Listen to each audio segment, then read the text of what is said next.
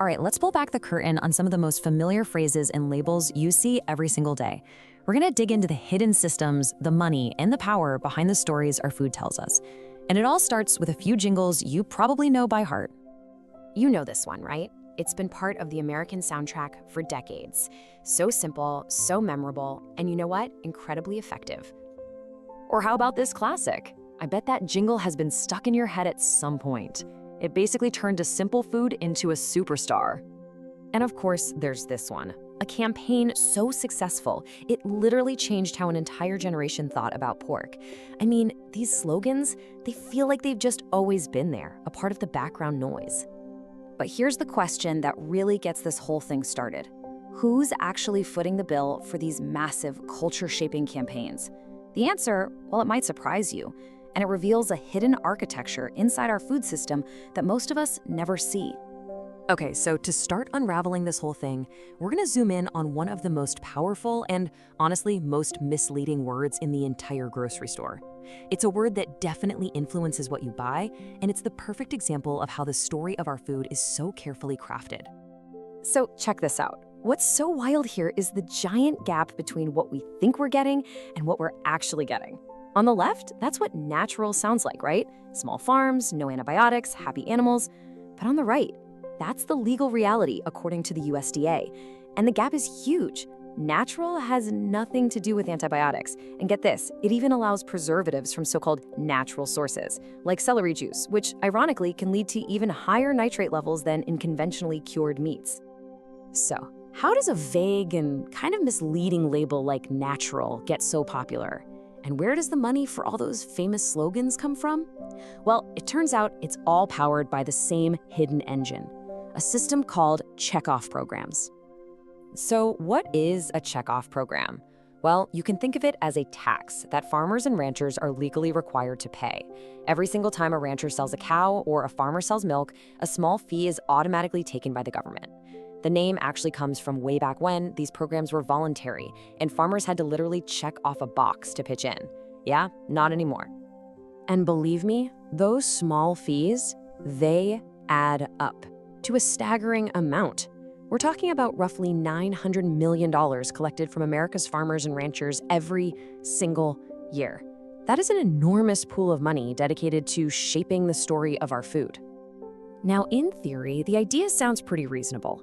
The money gets collected, it's given to a government board, and that board is supposed to fund generic advertising, like the Got Milk ads, and do some research. The whole goal is to lift the entire industry, boost demand, and make sure every single producer benefits. That's the official story anyway. But as you can probably guess, the intended purpose and what actually happens are two very different things. So let's do what you always do in these situations. Let's follow the money and see where this river of cash actually flows. You have to ask, right? With $900 million on the table, is the money really just going to cute ads and research that helps everybody equally? Let's just use the beef checkoff as a perfect example. Ranchers pay $1 for every cow they sell, okay? That money is collected by a government board, the CBB. But here's the twist. A huge chunk of that money, we're talking over $45 million in 2020 alone, is then handed directly over to the National Cattlemen's Beef Association, or NCBA. Now, the NCBA is not a government body. It's one of the most powerful corporate lobbying groups in agriculture. In fact, these mandatory fees from farmers make up over 70% of this lobbying group's entire budget. And this quote just nails it. As Bill Bullard, who heads up an independent cattle ranchers organization, points out, this whole idea of a firewall between the ad money and political lobbying, it's a total fiction. The two are completely intertwined financially. Essentially, farmers are being forced to pay the salaries of the very corporate lobbyists who are often in Washington working against their best interests. So what does this super well-funded machine actually do with all that money? Well, they've got a pretty sophisticated playbook for shaping how we think and, maybe more importantly, how our government acts. A key tactic is simply controlling the language of the debate. The industry loves words like efficiency, scale, and optimization. It frames industrial agriculture as this rational, high-tech solution. But critics use very different words: exploitation, cruelty, pollution. They're focusing on the ethical and environmental costs. The ability to define the terms, to choose the words we all use, that is an incredibly powerful tool for winning hearts and minds. And that's really just the beginning.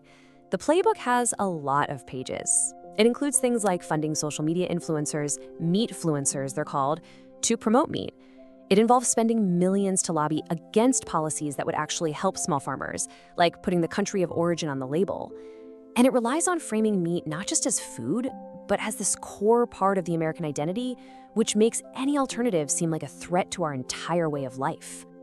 So, okay, we've followed the money, we've looked at the playbook. Now let's talk about the real-world impact of a system that favors corporate power over the independent farmer. So here is the absolutely devastating irony. While all those famous farmer-funded ad campaigns, beef, it's what's for dinner, were all over our TVs, the number of independent cattle producers in the US just plummeted. 500,000 of them went out of business. The very system that was supposed to help all producers was overseeing an era of mass consolidation. And this quote from a former Secretary of Agriculture just sums up the attitude perfectly.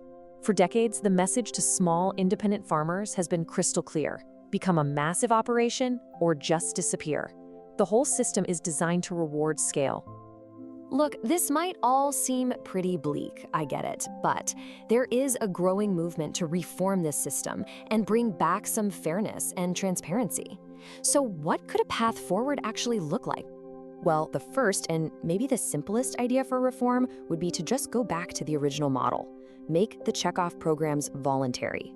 This one simple change would put the power right back where it belongs, with the farmers. If they think a program is actually helping them, they can choose to chip in. If not, they keep their hard-earned money. It's really all about choice. The second option is to build that firewall we talked about, but, make it real and legally binding. There's actually a bill in Congress called the OFA Act that's designed to do exactly that. It would make it totally illegal for checkoff funds to go to any group that also lobbies the government. It would sever that financial link between farmer fees and political influence. And that brings us right back to where we started. We've seen how these iconic slogans get funded and how labels can sometimes hide more than they reveal. We've traced a river of mandatory fees from independent farmers all the way into the budgets of powerful lobbyists. So the next time you're in the grocery aisle and you see that simple word, natural, what story is it going to tell you now? Thanks for digging into this with me.